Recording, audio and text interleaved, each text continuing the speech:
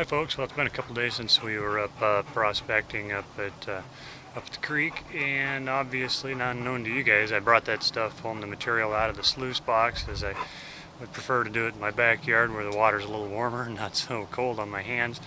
Hoping to find some gold in there. I really doubt it. It was a green grass prospect, which means that I couldn't find any research on anybody ever going up there and finding any gold or anything to that effect. So really, as far as I know, I'm the first person to ever prospect it. I really doubt that, but no research has been written down on it. Show you the material that I took out of the sluice box. It's not much, but we hope there's something in there. As you can see, if you look in the bucket, you can see it's not really a whole lot in there. And don't mind my dog breathing on you here. He's got to be in the middle of everything. But hopefully there's some gold in there. There's definitely some garnet sands in there. What I do is I just fill up a 5-gallon bucket full of water, which the dog typically likes to drink out of, but that's alright.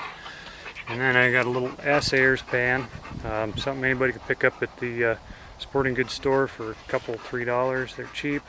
They fit in the 5-gallon bucket, make it real easy. It's a good way to learn how to pan too.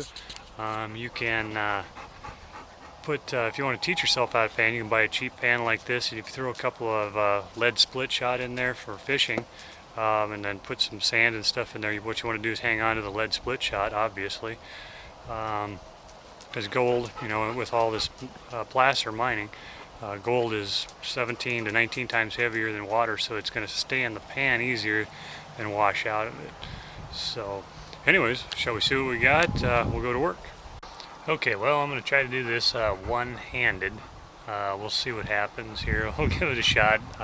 Should have set up the tripod, but I'm not feeling like going back in the house, so hold on. See what we got going here.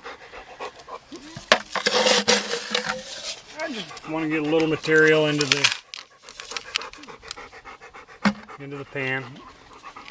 And I'm going to get it wet. And I'm going to shake it, trying to shake towards the corners.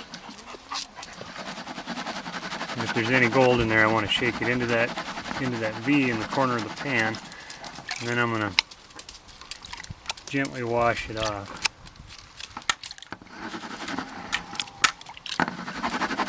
And it's just shake, shake, shake, wash, wash, wash, and see what you get. The lighter material should flow off the top fairly easily. The little riffles should catch some of the heaviers from going in. Time-consuming process. The sluice box takes way less time to classify down to this level. If you were to classify what we went through the sluice box by hand, it would have taken us 5 or 6 days as compared to 4 or 5 hours. So anyways, I'm going to keep panning. And well, I haven't had any luck with any gold yet. I have found several small garnets like this. They're not worth much, but they're fun to find. I think that's always a good sign that I'm in the right area.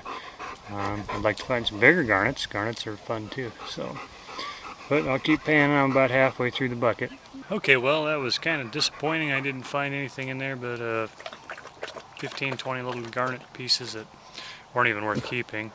Lots of black sand though, so I was on the right track. That doesn't necessarily mean there's gold in there, but black sand usually hangs with gold because they're pretty close to the same weight. But I will show you something very cool that I found this year prospecting up Alder Gulch. It was kind of a mistake when I found it. Kind of a funny story to it. I was getting ready to go up to Alder Gulch after taking some samples, and I hadn't gone through them yet, but I wanted to get back up there on my day off while I had time and go visit a friend up there that was camping up there and mining up there this season. His name's Bill. And I was checking all my gear, and I wanted to make sure I had my shovel in the back of my truck, and I looked in the back of my truck, and on my shovel's this great big fuzzy hairy black bug. So I pulled it out of the back of my truck. I shook it off a few times. I flipped it back over. This bug wasn't coming off. I was like, holy cow, what is this thing? I got to looking real close, and there was a bunch of black sand. And I got to looking closer, and something was stuck to my shovel, and it was this.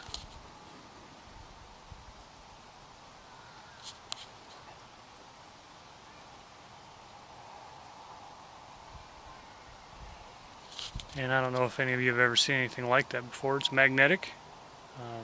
It's called magnetite, and in the form that it's in, it's called a lodestone. Pretty interesting piece. I thought it was something that fell out of somebody's pocket or something once I got to looking at it, and it turns out that this is how it naturally comes out of the water.